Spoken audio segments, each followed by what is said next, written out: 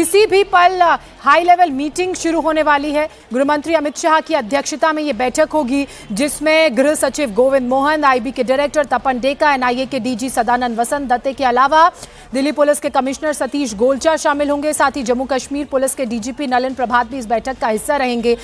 गृह मंत्री अमित शाह की बात की जाए, इस धमाके के बाद से ही लगातार वो एक्टिव हैं। कल वो ब्लास्ट साइट पर पहुंचे थे, हॉस्पिटल भी पहुंचे थे, पीड़ितों से मुलाकात की थी। इसी बीच फरीदाबाद की बात करना जरूरी है, क्योंकि यहां पर अल फलाह यूनिवर्सिटी के पास सुरक्षा बलों का सर्च ऑपरेशन लगातार चल रहा है। गांव के आसपास भारी संख्या में पुलिस बल की तैनाती है। अल फलाह यूनिवर्सिटी से ही ब्लास्ट के आरोपी के तार जुड़े हैं। हालांकि जब कल फरीदाबाद पुलिस यहां पर पहुंची थी तो इस यूनिवर्सिटी भी गई थी। मीनाक्षी मेरी सहयोगी लगातार ग्राउंड जीरो से बनी हुई है। मीनाक्षी, वहां किस तरह की तस्वीरें और हलचल आप देख रही हैं? Over to you.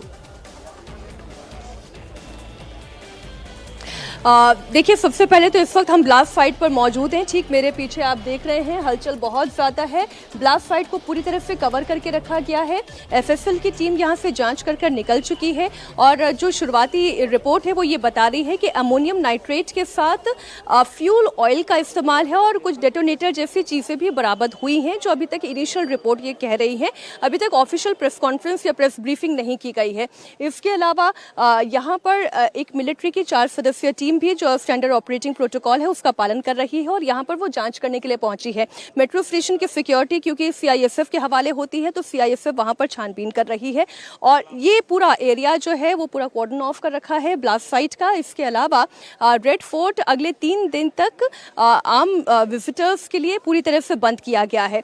जहां तक बात की जाए मीटिंग्स की, तो इस वक्त गृह मंत्री अमित शाह के घर पर एक हाई लेवल सिक्योरिटी मीटिंग चल रही है, जिसमें IB chief, NIA chief, NSD chief की मौजूदगी है। इसके अलावा जम्मू कश्मीर डीजीपी की वर्चुअली इस मीटिंग में मौजूदगी है और दिल्ली सीपी भी इस मीटिंग के अंदर मौजूद है। इस ब्लास्ट से जुड़े हुए तमाम पहलुओं पर और सिक्योरिटी से जुड़े हुए तमाम पहलुओं पर चर्चा की जा रही है। वहीं दूसरी तरफ अगर हम जम्मू कश्मीर पुलिस की बात करें, जम्मू कश्मीर पुलिस और फरीदाबाद की पुलिस इस वक्त ज्वाइंट सर्च ऑपरेशन चला रही है। फरीदाबाद में इस वक्त सघन तलाशी अभियान चल रहा है, जो कि 2 गांव यानी कि फतेहपुर तगा गांव में एक सर्च चल रहा है, दूसरा सर्च अल फलाह कॉलेज में चल रहा है। उसके अलावा धौज गांव में भी सर्च ऑपरेशन चलाया जा रहा है। ये वो इलाके हैं जहां से बड़ी रिकवरी हुई है। 2900 किलोग्राम अमोनियम नाइट्रेट जहां से बरामद किया गया।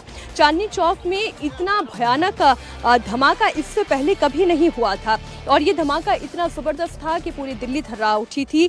अब तक 11 लोगों की इस धमाके में जान जा चुकी है। कई लोग घायल बताए जा रहे हैं। जो वहाँ पर चश्मदीद थे, उन्होंने क्या देखा, जो इस घटना में घायल हुए हैं उनकी क्या स्थिति है, उनकी क्या आप बीती है, पूरी जानकारी दे रही हैं हमारी सहयोगी अनामिका गौड़। किले में जब हादसा हुआ तो इसकी चपेट में कई लोग आए। हमारे साथ वो घायल मौजूद हैं जो इस ब्लास्ट का शिकार हुए, जिन्हें चोट भी आई है। अभी एलएनजेपी अस्पताल से बाहर निकले हैं, इनके हाथ पे पट्टी हुई है। भैया, क्या नाम है आपका? राम प्रसाद। राम प्रसाद जी, आपके मैं देख रही हूँ कि आप चोटिल हुए हैं। कल आप मौजूद थे वहाँ पे? हाँ, वहीं मौजूद था जी मैं। क्या हुआ था, अगर आप हमें सिलसिलेवार तरीके से बता सकें? जैसे और दिनों जैसे होता है, चहल पहल चलती रहती है और हम भी वहाँ खड़े थे।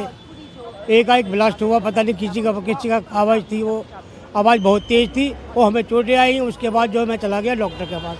मैं आपसे ये जानना चाहूँगी कि वो ब्लास्ट कहाँ पे हुआ और उस समय आप कहाँ खड़े थे? जहाँ मैं खड़ा था उसके 10 कदम के दूरी पे हुई है ब्लास्ट ये, और ये समझ नहीं आया क्या फटा है।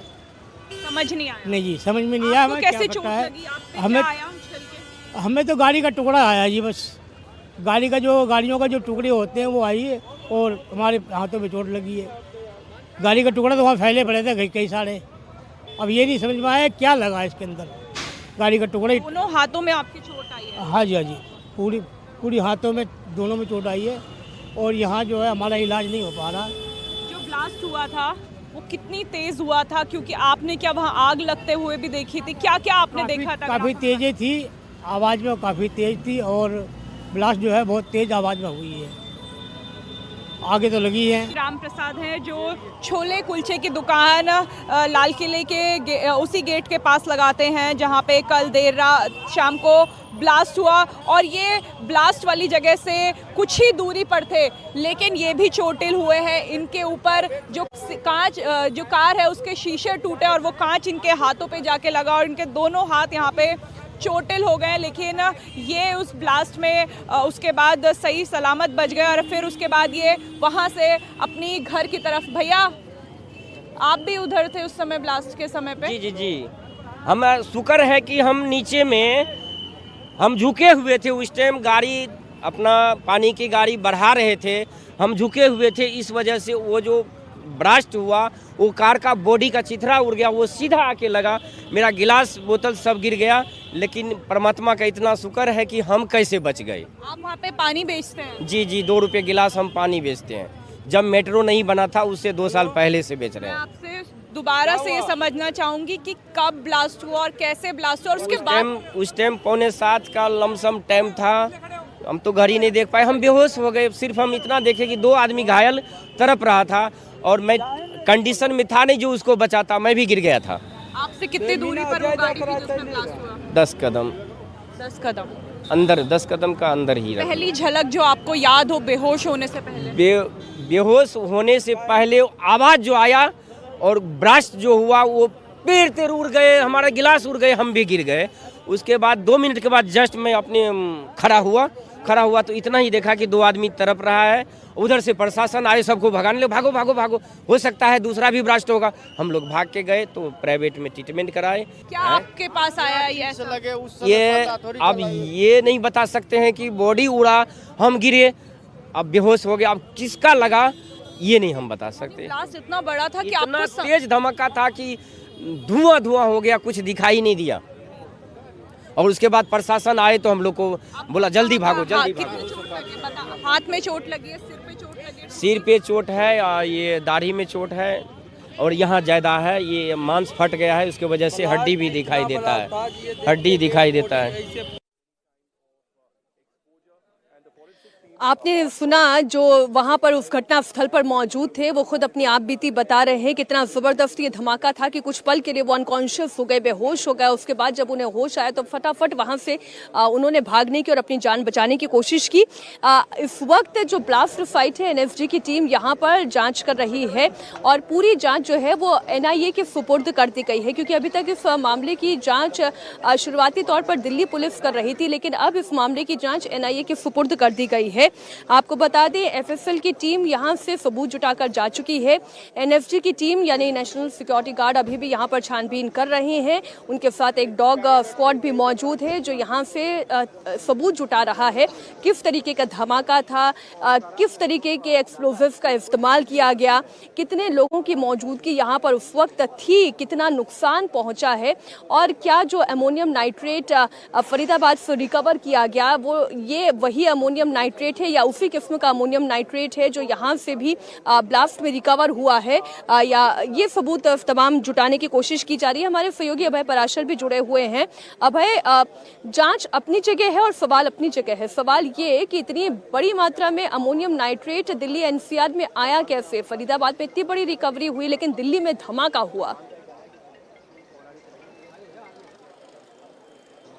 देखिए बिल्कुल, और यही वजह है कि जांच जो है वो फरीदाबाद में भी चल रही है और फरीदाबाद के अलावा जहां जहां पर कनेक्शन मिल रहा है, चाहे वो उमर मोहम्मद की बात हो, जम्मू कश्मीर की बात हो या फिर दिल्ली के अलग अलग इलाकों में, अमोनियम नाइट्रेट फरीदाबाद में इतनी बड़ी क्वांटिटी में पकड़ा गया।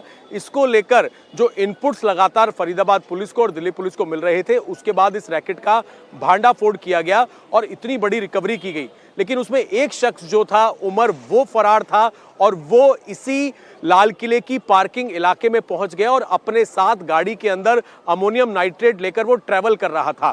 तो ये बेहद हैरान कर देने वाली बात है, सवाल है। और अभी की अगर आप बात करेंगे ये जो बैरिकेड्स आप देख रहे हैं, अभी यहां से special CP law and order Ravinder Yadav जो हैं वो अभी यहां पर पहुंचे और तमाम अधिकारी यहां पर अंदर पहुंच रहे हैं जो कि जांच कर रहे हैं। सवाल ये भी खड़ा हो रहा है कि लाल किला जो है वो सोमवार को बंद रहता है। मीनाक्षी, सोमवार को जब लाल किला बंद रहता है आर्कियोलॉजी ऑफ इंडिया के रूल्स के मुताबिक, तो उसके बाद लाल किले की ये जो पार्किंग है, ये पार्किंग आखिरकार कैसे खुली हुई थी? इस पार्किंग में जब लाल किला बंद था तो पार्किंग के अंदर गाड़ी ये कैसे पहुंची?